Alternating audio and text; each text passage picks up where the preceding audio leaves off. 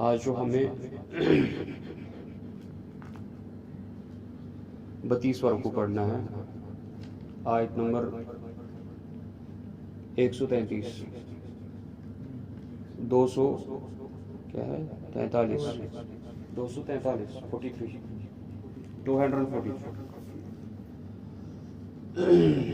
تو اس کو پڑھنے سے پہلے آپ ایک چیز سمجھ لیں کہ یہاں پہ جو تذکرہ ہو رہا ہے، آپ لگ بھگ 3 رکوع آ رہے ہیں، مکمل لگ بھگ 4 رکوع، تو یہ آ رہے ہیں اللہ تعالیٰ کے اختیار جو ہے، موت اور حیات کا جو بادشاہ ہے وہ اللہ تعالیٰ ہے۔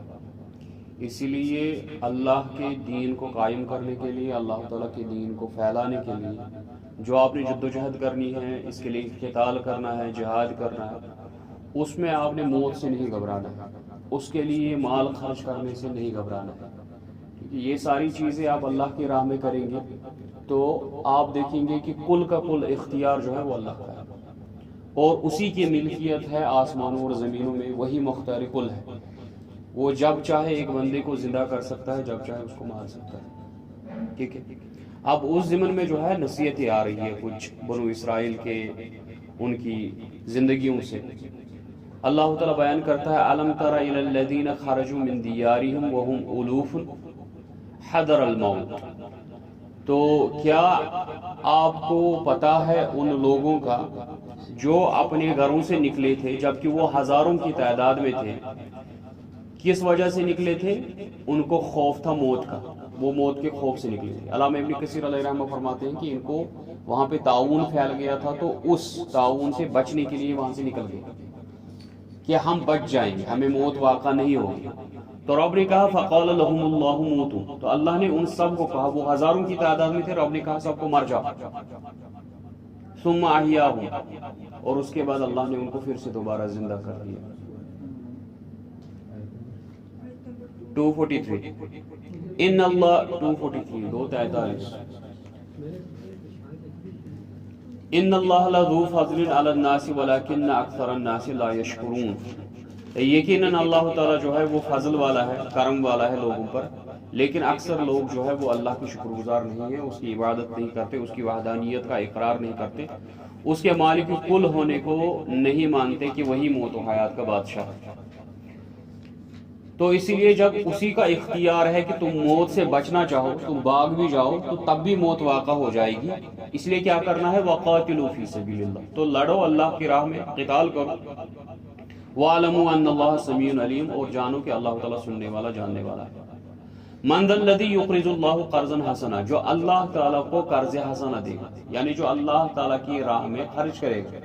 حسنہ لفظ یہاں پہ ساتھ ہے اس کے، یعنی اللہ کی راہ میں جو خرچ کرے گا لیکن احسن طریقے سے، یعنی اس میں وہ ریا نہیں کرے گا، دکھاوا نہیں کرے گا، اور اللہ کے ساتھ کسی دوسرے کے لیے نہیں کرے گا، شرک نہیں کرے گا اس کے ساتھ، بلکہ احسن طریقے میں، بہت ہی بہترین طریقے میں، اور صرف اس کی رضا کے لیے اللہ کی راہ میں خرچ کرے گا۔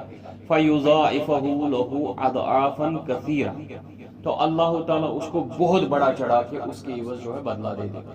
جو اللہ کی راہ میں خرچ کرے گا، سمجھ لو آپ یہ ڈپازٹ کر رہے ہو اللہ کے بینک میں، تو اللہ تعالیٰ اس کو بہت بڑا چڑھا کے آپ کو واپس دے دے گا۔ وَاللَّهُ يَقْبِضُ وَيَبْسُطُ، کیونکہ اللہ تعالیٰ ہی جو ہے مال و دولت کو وسیع کرتا ہے اور وہی اس میں تنگی کرتا ہے۔ جب آپ کا ایمان اللہ پہ ہے کہ وسعت دینے والا بھی وہی ہے، تنگ دستی کرنے والا بھی وہی ہے، پھر تمہیں خوف کس چیز کا؟ پھر خرچ کرو اللہ کی راہ میں، وہ تمہیں اور زیادہ دے گا۔ وَإِلَيْهِ تُرْجَعُونَ، اور اسی کی طرف تم سب کو لوٹنا ہے۔ أَلَمْ تَرَ إِلَى الْمَلَإِ مِنْ بَنِي إِسْرَائِيلَ، کیا تمہیں خبر پہنچی ہے ان جو بڑے عہدیدار تھے، جو بڑے بڑے یہ تھے، اس قوم کے سردار تھے بنی اسرائیل میں سے، من بعد موسیٰ، موسیٰ علیہ السلام کے بعد، یہ ہے حضرت شمائل علیہ السلام کا واقعہ۔ تو بنو اسرائیل ہم نے پچھلے ایک رکوع میں پڑھا تھا کہ انہوں نے یوشع بن نون علیہ السلام کے ابتدا میں جو انہوں نے جہاد کیا تھا، جب جنگ کی تھی تو ان کو فتح نصیب ہوئی تھی، ٹھیک ہے۔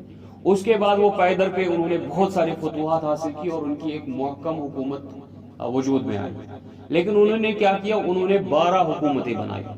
اب وہاں پہ بھی یہودی ایک دوسرے سے لڑ رہے ہیں، وہ 12 قبیلوں کی 12 حکومتیں بنائی، لیکن جیسے ہی ان میں شرک برپا ہو گیا، جیسے انہوں نے خرافات، بدعات، گمراہی، اپنے پیغمبر کے دین کو چھوڑ دیا، اللہ کی کتاب کو چھوڑ دیا، تو اب کیا ہو گیا، اللہ نے دوسری قوم کو ان پہ مسلط کر دیا۔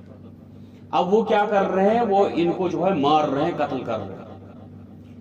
تو ان کو اس وقت ان کو بہت زیادہ خیال آیا کہ اللہ کے سامنے ہم درگزر کریں، اللہ تعالیٰ کے سامنے جو ہے ہم عاجزی و انکساری کریں اور اسے توبہ کریں اور اللہ سے دعا کریں۔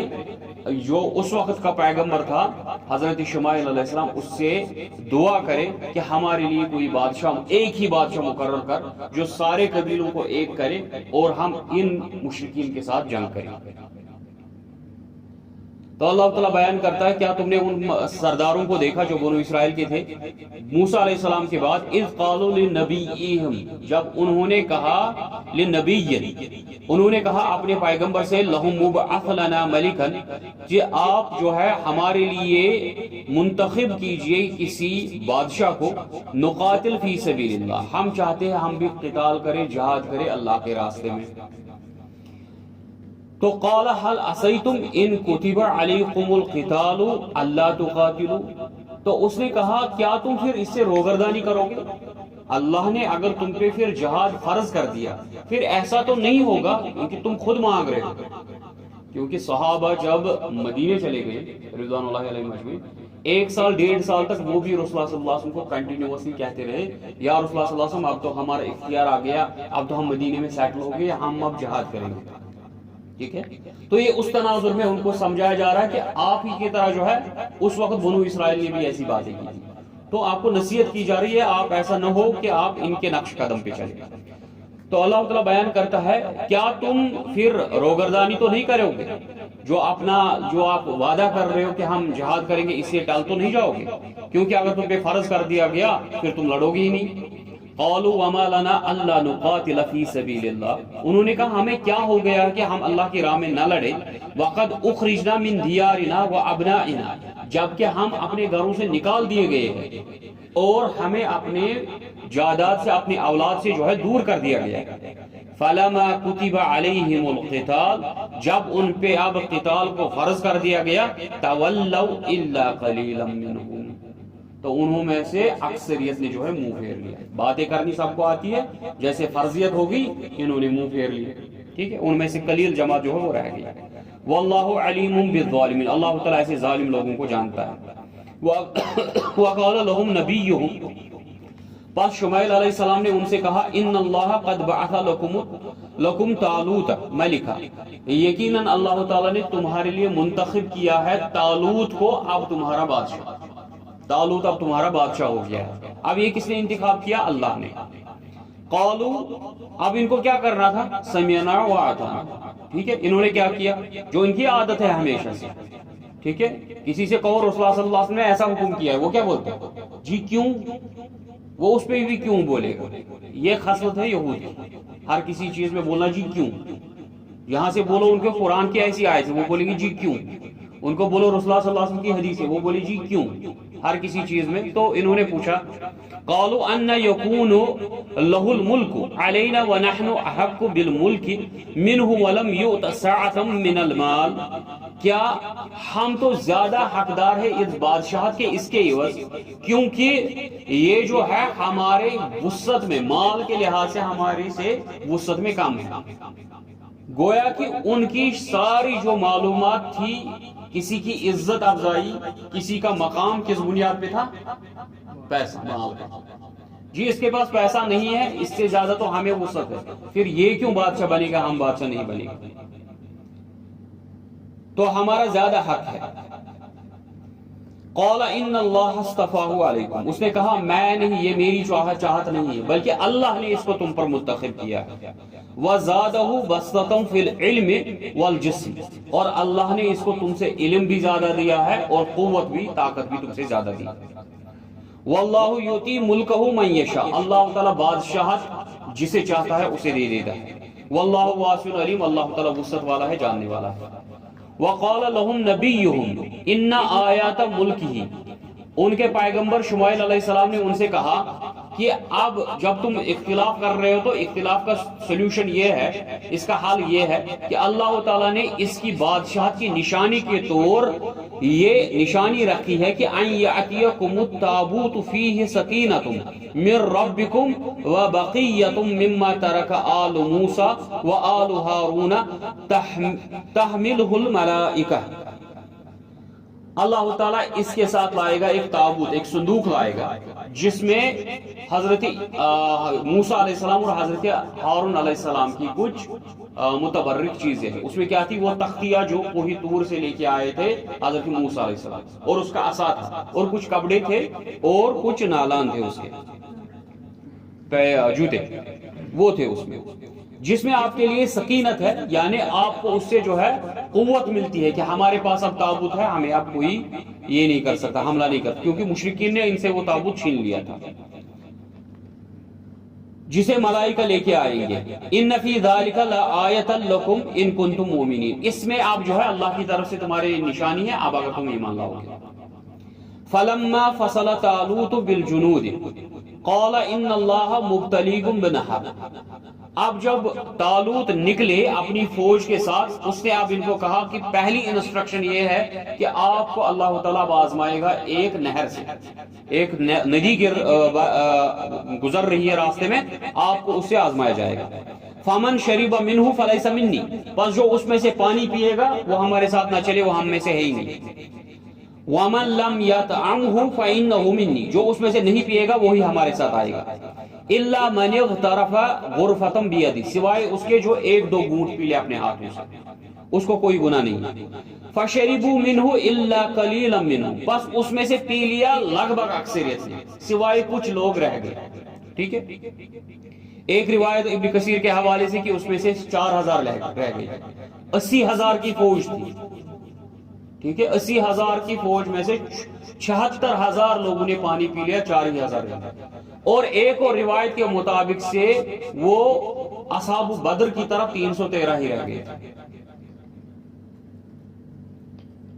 فَلَمَّا جَاوَزَهُ هُوَ وَالَّذِينَ آمَنُوا مَعَهُ، جیسے انہوں نے اس ندی کو اب کراس کیا، ان لوگوں نے جو ان کے ساتھ تھے، یعنی مومنین جو ان کے ساتھ تھے، قَالُوا لَا طَاقَةَ لَنَا الْيَوْمَ، اب جنہوں نے پانی پیا انہوں نے کیا کہا؟ ہمارے لیے جی اب جو ہے قوت نہیں ہے لڑنے کی، بِجَالُوتَ وَجُنُودِهِ، اس کے جو ہے جالوت سے لڑنے کی اور اس کی فوج سے لڑنے کی ہمیں قوت نہیں ہے۔ قال الذين يظنون انهم ملاقو للہ، اب وہ جنہیں پورا یقین تھا کہ ہمیں ملنا ہے کس سے؟ اللہ سے۔ کم من فیۃ قلیلۃ، انہوں نے کیا کہا؟ بہت سی کم جماعتیں ایسی ہے، غلبت فیۃ کثیرۃ باذن اللہ، وہ غالب آ گئی ہے جو بہت بڑی جماعت۔ کبھی کبھی بہت دفعہ ایسا ہوا ہے کہ ایک چھوٹی جماعت کس پہ غالب آ گئی؟ بڑی جماعت۔ ٹھیک ہے، چھوٹی جنگ بڑی فوج، چھوٹی فوج، جیسے 313 تھے اصحاب بدر، 313 وہاں سے فوج تھی 1000۔ ٹھیک ہے،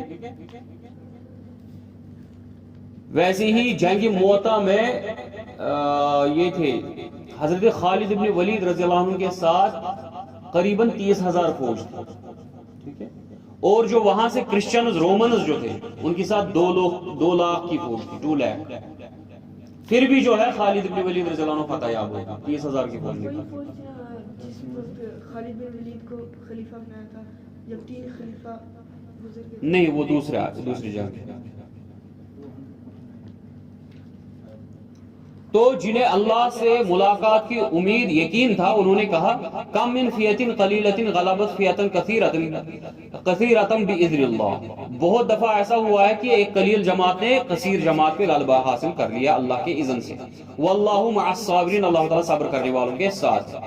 وَلَمَّا بَرَزُوا لِجَالُوتَ وَجُنُودِهِ، جیسے ہی اب ان کی تصادم ہوگی، جنگ ہوگی جالوت اور اس کی فوج کے ساتھ، قالوا، انہوں نے اللہ سے دعا کی، ربنا افرغ علینا صبرا وثبت اقدامنا وانصرنا علی القوم الكافرین، اے اللہ ہم پہ صبر کو انڈیل دے، یعنی ہم پہ ڈال دے صبر کو، اور ہمارے قدموں کو جما دے، اور ہمیں کافرین اس قوم، کافر قوم پہ مدد دے۔ فَهَزَمُوهُمْ بِإِذْنِ اللَّهِ، پس اللہ کی مدد سے انہوں نے ان کو شکست دے دی. وَقَتَلَ دَاوُودُ جَالُوتَ، اور داؤد علیہ السلام نے جالوت کو قتل کیا. داؤد علیہ السلام کیا تھے؟ وہ بکریاں اور گائے بیل چراتے تھے، اور ان کے پاس جو تھی وہ گلیل ہوتی تھی، ٹھیک ہے، جسے وہ پتھر مارتے تھے. ٹھیک ہے، ابن کثیر علیہ الرحمہ نے بیان کیا. تو وہ اتنے اس میں جو ہے نشانے باز تھے کہ اس کی بھیڑ بکریوں جانوروں کے پاس اگر کوئی جنگلی جانور آ جاتا وہ ایسا پتھر مار دیتے کہ اس کا جبڑا پھاڑ دیتے. اتنا خطرناک ان کا نشانہ تھا. اب جو جالوت تھا کمانڈر، اس نے جو ہے اوپر سے نیچے تک وہ لوہے کے زرہ پہن لی، صرف ایک آنکھ کھلی ہوئی ہے، وہاں سے دیکھ رہا. ٹھیک ہے، تو جو ہے داؤد علیہ السلام نے کیا کیا؟ داؤد علیہ السلام نے گلیل میں وہ پتھر بھرا، ایسے گھمایا. اس نے کہا میں تو جنگلی جانوروں کو جبڑے توڑ دیتا ہوں، پھر یہ کون سی چیز ہے؟ اس نے جو ہے اسی چھید کے بیچ میں سے اس کو پتھر مارا اور اس کا کھوپڑی توڑ کے ادھر ہی گرا دیا. اس کی وجہ سے کیا ہوا؟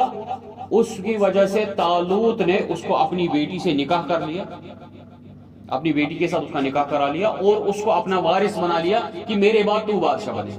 تو داؤد علیہ السلام پھر کیا بن گئے؟ وہ بادشاہ بن گئے اس کے بعد، اور پیغمبر نبوت بھی ان کو ملی.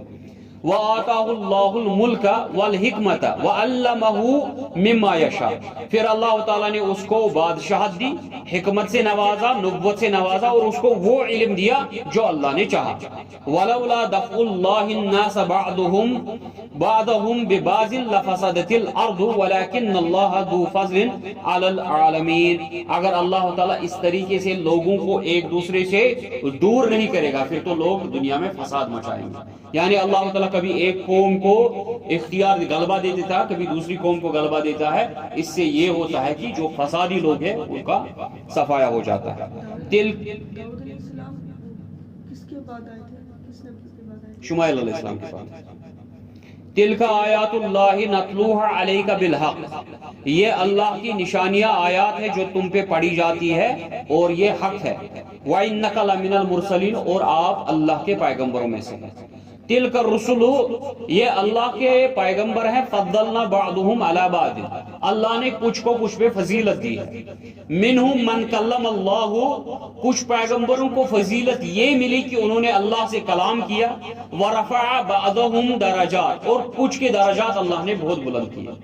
وآتینا عیسیٰ ابن مریم البینات، اور عیسیٰ ابن مریم کو اللہ تعالیٰ نے واضح نشانے دی. وَأَيَّدْنَاهُ بِرُوحِ الْقُدُسِ، اور اس کو مدد کی کس سے؟ جبریل امین علیہ السلام سے. اس کو واضح نشانہ کیا ملی؟ وہ مردوں کو زندہ کرتے تھے، اور جو اندھے ہوتے تھے ان کو کیا ہے؟ بینائی عطا کرتے تھے. جو کوڑ کے مرض میں ہوتے تھے انہیں شفا یاب کرتے تھے. وَلَوْ شَاءَ اللَّهُ مَا اقْتَتَلُوا، اگر اللہ تعالیٰ چاہتا نہیں وَلَوْ شَاءَ اللَّهُ مَا اقْتَتَلَ الَّذِينَ مِن بَعْدِهِم مِن بَعْدِ مَا جَاءَتْهُمُ الْبَيِّنَاتُ وَلَكِنَّ اخْتَلَفُوا فَمِنْهُم مَّنْ آمَنَ وَمِنْهُم مَّنْ كَفَرَ. بس اللہ تعالیٰ اگر چاہتا تو یہ ایک دوسرے سے جنگ نہیں کرتے. لیکن یہ کیا جنگ کیوں ہوتی ہے؟ کیونکہ یہ اللہ کی واضح نشانے آنے کے بعد اختلاف کرتے ہیں ایک دوسرے کے ساتھ. تو کچھ تو مومن بن جاتے ہیں اور کچھ کفر کرتے ہیں. وَلَوْ شَاءَ اللَّهُ مَا اقْتَتَلُوا، اگر اللہ تعالیٰ چاہتا تو ایک دوسرے سے جھگڑا نہ کرتے. وَلَكِنَّ اللَّهَ يَفْعَلُ مَا يُرِيدُ، لیکن اللہ تعالیٰ جو چاہتا ہے وہ کر گزرتا ہے. یا ایھا الذین آمنوا، یہ اہم آیت ہے. ٹھیک ہے، اس آیت کو پڑھنے سے پہلے آپ وہ دو آیات یاد کر لو جو چھٹے رکوع کی شروعات میں اللہ نے بیان کی اور اس کے بعد 15ویں رکوع میں بیان کیا. کون سی آیت؟ 16ویں رکوع کے شروعات میں بیان کی. کون سی آیت تھی وہ؟ یا بنو اسرائیل اذکروا نعمتی التي انعمت علیکم وانی فضلتکم علی العالمین واتقوا یوما، اور ڈرو اس دن سے لا تجزی نفس عن نفس شیئا ولا يقبل منها شفاعة ولا يؤخذ منها عدل ولا هم ينصرون. ٹھیک ہے، یا ڈرو اس دن سے جس دن کوئی شخص کسی کے کام نہیں آئے گا، کسی کا مال فدیہ میں نہیں لیا جائے گا، کسی کی شفاعت نہیں ہوگی اور کوئی کسی کی مدد نہیں کر پائے گا. اب مومنوں کو حکم، یا ایھا الذین آمنوا، اے وہ لوگوں جنہوں نے ایمان لایا ہے، انفقوا مما رزقناکم، خرچ کرو اس میں سے جو میں نے تمہیں نعمت دی ہے، جو میں نے تمہیں مال دیا ہے، من قبل، اس سے پہلے، ان یاتی یوم کہ تم پر آ جائے وہ دن لا بیع فیہ ولا خلۃ ولا شفاعہ جس دن کوئی کاروبار نہیں چلے گا، کسی کا کچھ عوض نہیں چلے گا، نہ ہی کسی کو اس کی خلت مدد دے گی، دوستی مدد دے گی، اس کا خلیل اس کو کوئی مدد نہیں دے سکتا، ولا شفاعہ اور کسی کی سفارش نہیں چلے گی، والکافرون هم الظالمون اور کافر تو ہے ہی ظالم، جو اس چیز سے انکار کرے گا وہ تو ہے ہی ظالم۔ اب جس کے لیے تمہیں خرچ کرنا ہے، جس کے لیے تمہیں جہاد کرنا ہے، وہ رب کون ہے؟ اللہ لا الہ الا ہو، وہ ایک اللہ ہے جس کے سوا کوئی معبود برحق نہیں ہے، الحی القیوم، وہ زندہ ہے، جاویدہ ہے اور ہمیشہ قائم ہے، لا تاخذہ سنۃ ولا نوم، نہ تو اسے اونگ آتی ہے نہ ہی نیند آتی ہے، نہ تو وہ تھکتا ہے نہ ہی وہ رکتا ہے، لہ ما فی السماوات و ما فی الارض، اسی کی ملکیت ہے جو زمینوں اور آسمانوں میں ہے، من ذا الذی، کس کی جرت ہے، کس کی طاقت ہے، جو یشفع عنده الا باذنہ، جو اس کی اجازت کے بغیر اس کے سامنے کھڑا ہو جائے اور شفاعت کرے۔ کس کو قوت ہے، کون اختیار رکھتا ہے جو اس کے اذن کے بغیر اس کے سامنے کھڑا ہو جائے اور سفارش کرے؟ یہاں تو ہمارا مقدس نبی صلی اللہ علیہ وسلم اجازت کا طالب ہوگا، اب میرا رب اجازت جب تک نہ دے تب تک اپنا سر نازدین بھی سجدے سے نہیں اٹھائے گا، وہ تو اس وقت کے منتظر ہوں گے جب تک میرا رب ان سے نہیں کہے گا کہ شفاعت فرمائیے، شفاعت قبول ہوگی، تب تک ہمارے نبی صلی اللہ علیہ وسلم بھی شفاعت نہیں کر سکتے، کیونکہ یہ حدیث سے ثابت انہوں نے خود بیان کیا کہ اس طرح سے ہوگا کہ میں سجدے میں سر جھکاؤں گا، جب میرا رب کہے گا کہ سجدے سے سر اٹھائیے تب جا کے میں سجدے سے سر اٹھاؤں گا، جب وہ مجھے کہیں گے کہ اب سفارش کیجئے، سفارش قبول ہوگی، تب جا کے میں سفارش کروں گا، ٹھیک ہے؟ پھر تو باقیوں کی حیثیت ہی کیا کہ وہ سفارش کرے کسی کی، جب تک کہ اللہ کا اذن نہ ہوگا۔ یعلم ما بین ایدیہم وما خلفہم، وہ جانتا ہے جو بھی تمہارے آگے ہے جو بھی تمہارے پیچھے، یعنی جو بھی تم نے آگے بھیجا ہے، جو بھی تم پیچھے کر رہے ہو، چھپا کے کر رہے ہو، ظاہر کر رہے ہو، باطن کر رہے ہو، وہ ہر کسی شے سے واقف ہے۔ ولا یحیطون بشیء من علمہ الا بما شاء، اور تمہاری قوت کیا ہے؟ تم تو اس کے علم کا احاطہ بھی نہیں کر سکتے، لیکن جو اپنے علم میں سے وہ تمہیں عنایت کردہ تمہیں تو اتنا ہی پتا ہے۔ وسیع کرسیہ السماوات والارض، اور اس کی کرسی ہے اتنی وسیع کہ وہ زمینوں اور آسمانوں کے درمیان ہے۔ یہاں کرسی سے مطلب ہم سلفی لوگ کرسی ہی لیتے ہیں، کیوں؟ کیونکہ ہم نے امام مالک علیہ رحمہ سے سیکھا ہے، انہوں نے کہا الاستواء معلوم، استواء معلوم ہے، رب کا اوپر چڑھنا معلوم ہے، وَقَيْفِيَتُهُ مَجْهُولٌ، لیکن کیسے ہے ہمیں پتہ نہیں کیونکہ یہ مجہول ہے، ٹھیک ہے؟ وَسُوَالُهُ بِدْعَةٍ، اس کے متعلق سوال پوچھنا بھی بدعت، اس کے متعلق سوال پوچھنا، اسی لیے کرسیہ معلوم، اللہ کی کرسی ہے ہمیں معلوم ہے، وَكَيْفِيَتُهُ مَجْهُولٌ، وہ کیسی ہے، اس پہ کیسے بیٹھتا ہے، یہ کیفیت کیا ہے، مجہول، ہمیں نہیں پتا۔ وَسُوَالُهُ بِدْعَةٌ، اس کے متعلق سوال پوچھنا بدعت ہے۔ وَلَا يَئُودُهُ حِفْظُهُمَا، اور اسے نہیں تھکاتی ان سب کائنات کی، اس پورے کائنات کی حفاظت۔ وَهُوَ عَلِيُّ الْعَظِيمُ، وہ کیا ہے، علی العظیم۔ لا اکراہ فی الدین، دین میں زبردستی نہیں کی جائے گی، ٹھیک ہے؟ جہاد کیوں ہے پھر اگر زبردستی نہیں ہے تو جہاد کیوں ہے؟ جہاد ہے اللہ تعالیٰ کے قانون کو نافذ کرنا، ٹھیک ہے؟ اللہ کے سوا، اس کی حاکمیت کے سوا جو بھی قانون ہے وہ سارے قانون باطل ہیں۔ کائنات میں صرف ایک قانون نافذ ہونا چاہیے، وہ اللہ کا قانون۔ اللہ کا قانون نافذ ہو گیا، اس کے بعد کسی کو بت کی عبادت کرنی ہے اس کو اجازت ہے، کسی کو عیسیٰ علیہ السلام کی عبادت کرنی ہے اس کو اجازت ہے، کسی کو رب وحدہ لا شریک کی عبادت کرنی ہے اس کو اجازت ہے، کسی کو عبادت سے نہیں روکا جائے گا، جس کو جیسے مرضی ہے وہ اپنی عبادت کرے گا، لیکن احکامات جو قوانین ہوں گے وہ کون سے نافذ ہوں گے؟ وہ صرف وحدہ لا شریک کے قانون ہوں گے۔ تو اس لیے تلوار کے بل بوتے پہ کسی کو زبردستی مسلمان نہیں بنایا جائے گا، ٹھیک ہے، جو اپنے شوق سے خود مسلمان بنے گا، مسلمان بننے کے بعد پھر وہ کافر نہیں بن سکتا، کیونکہ اگر وہ کافر بن گیا پھر اس کے متعلق وہ حکم ہے جو ہم نے پیچھے آیت میں پڑھا۔ تو رب کہتا ہے دین میں کوئی زبردستی نہیں ہے، قد تبین الرشد من الغی، کیونکہ حق جو ہے، ہدایت جو ہے وہ باطل سے واضح ہو چکا ہے۔ فمن یکفر بالطاغوت، اب جو شیطان کا انکار کرے گا اور شیطان کے پرستگاروں کا انکار کرے گا، جو بھی غیر اللہ کی طرف پکارے وہ سارے طاغوت ہیں، شیطان خود طاغوت ہے، اور جو غیر اللہ کی طرف پکارے وہ سب کیا ہے؟ وہ سارے طاغوت ہیں، شیطان، اور جو غیر اللہ کی طرف پکارے گا، جو اللہ کی سوا کسی دوسرے کی عبادت کی طرف، کسی دوسرے کی حاکمیت کی طرف پکارے گا، وہ سارے طاغوت ہیں۔ وَيُؤْمِن بِاللَّهِ، اور جس نے ایمان لایا، جس نے کفر کیا کس کا؟ طاغوت کا، جس نے کہا طاغوت کا انکار کیا اور ایمان لایا اللہ پہ، فَقَدِ اسْتَمْسَكَ بِالْعُرْوَةِ الْوُثْقَىٰ، بس اس نے مضبوط کڑے کو تھام لیا، لَا انفصام لَهَا، جو اب نہیں ٹوٹے گا۔ وَاللَّهُ سَمِيعٌ عَلِيمٌ، اللہ تعالیٰ سننے والا جاننے والا ہے۔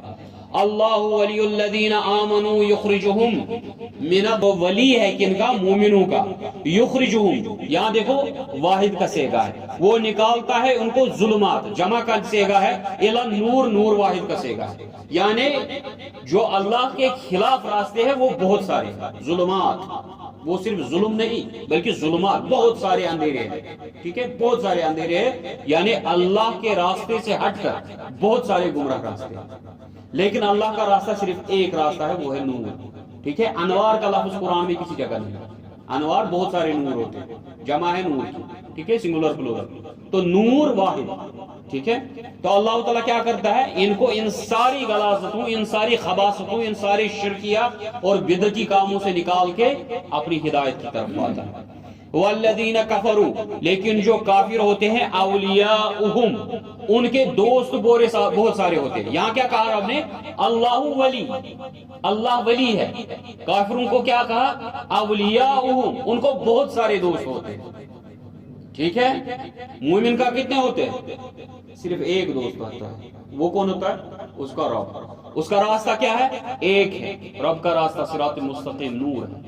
لیکن جو کافر ہے، جو آپ کل سوال پوچھ رہے تھے شیطان کے، تو یہاں رب نے کہا اولیاء، یہ بہت سارے ہوتے ہیں، ٹھیک ہے۔ طاغوت یخرجونہم، جو سارے نکالتے ہیں، یہ سارے سب کا کام ہوتا ہے، من النور الی الظلمات، لوگوں کو نکالنا روشنی سے اندھیرے کی طرف، اللہ کے خلاف جو بھی راستے ہیں وہ سارے ظلمات ہیں۔ اولئک اصحاب النار هم فیہا خالدون، یہ ہے جہنمی لوگ جو اس میں ہمیشہ رہیں گے۔ الم تر الی الذی حاج ابراہیم فی ربہ ان آتاہ اللہ الملک، کیا آپ نے اس پہ غور و فکر کیا جس نے ابراہیم علیہ السلام کے ساتھ جو ہے اس کے ساتھ بحث کی کہ مجھے اللہ نے جو ہے حاکمیت دی ہے، میری ہی ملکیت ہے، میں ہی بادشاہ ہوں۔ اذ قال ابراہیم ربی الذی یحیی و یمیت، ابراہیم علیہ السلام نے اس سے کہا کہ اللہ میرا رب وہ ہے جو مردہ بھی کرتا ہے، مارتا بھی ہے اور زندہ بھی کرتا ہے۔ قال انا احیی و امیت، اس نے کہا میں بھی تو مارتا بھی ہوں اور زندہ بھی رکھتا ہوں۔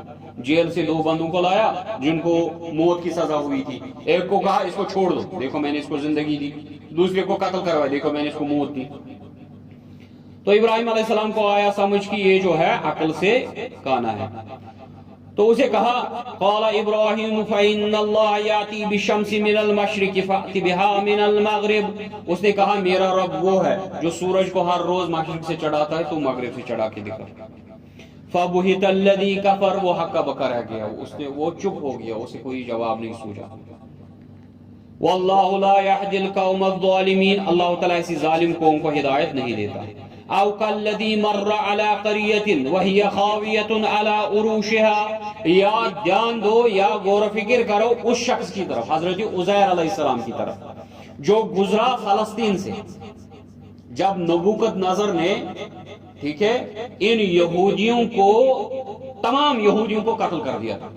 8 لاکھ یہودی تھے، 4 لاکھ قتل کیے، 4 لاکھ کو قیدی بنا کے اپنے ساتھ غلام بنا کے لے گیا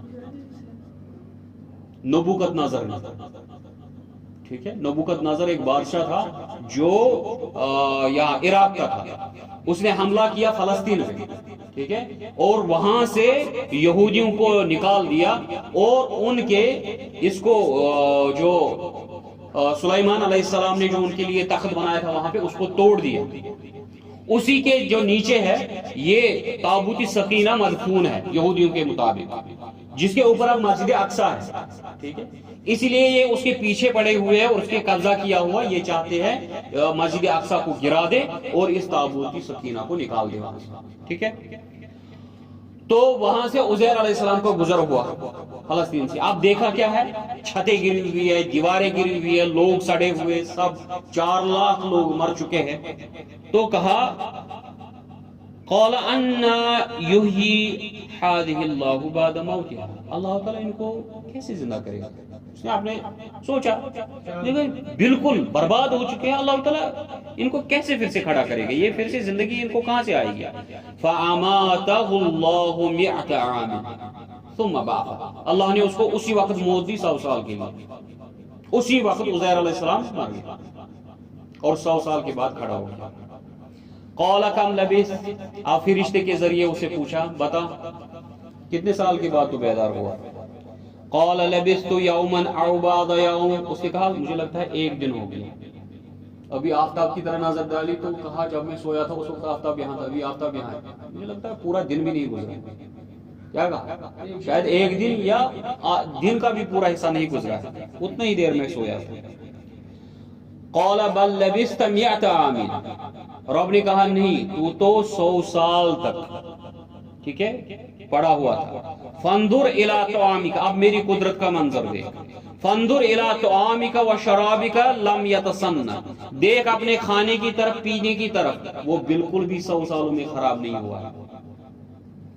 ٹھیک ہے، وانظر الی حمارک، اور دیکھ اپنے گدھے کی طرف، وہ سڑ چکا ہے، بوسیدہ ہو چکا ہے. ٹھیک ہے، زمین بوس ہو چکا ہے، اس میں تو اس کا کچھ نہیں رہا ہے. وَلِنَجْعَلَكَ آیَةً لِلنَّاسِ، میں تجھے بناؤں گا لوگوں کے لیے نشانی.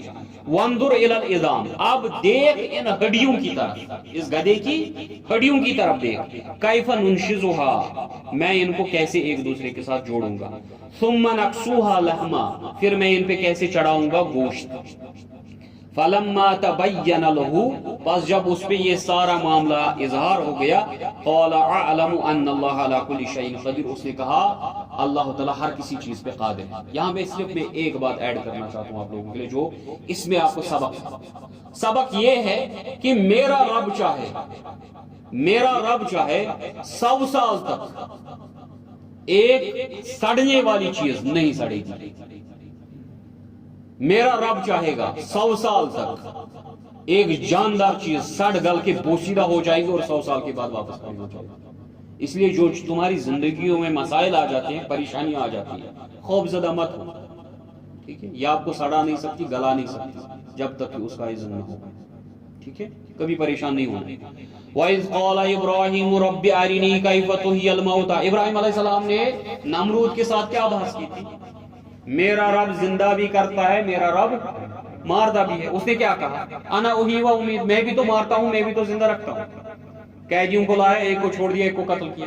ٹھیک ہے، اب میں بھی ہو سکتا ہے ابراہیم علیہ السلام جو ہے اس نے کہا رب سے میں ظاہراً اپنی آنکھوں سے دیکھنا چاہتا ہوں. میرے رب ارنی کیف تحیی الموتى، تو مردوں کو کیسے زندہ کرتا ہے.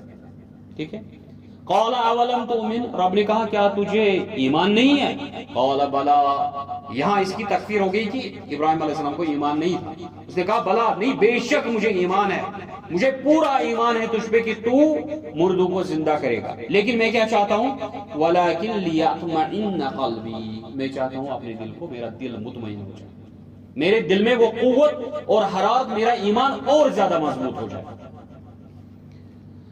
قال فخذ 4 من الطير فصرهن إليك ثم اجعل على كل جبل منهن جزءا ثم ادعوهن يأتينك سعيا.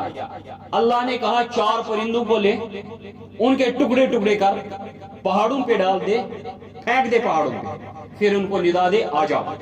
ٹھیک ہے, یہاں پہ دو روایتیں آئی ہیں, ابن کثیر نے بھی دونوں کو بیان کیا, باقی مفسرین نے بھی بیان کیا.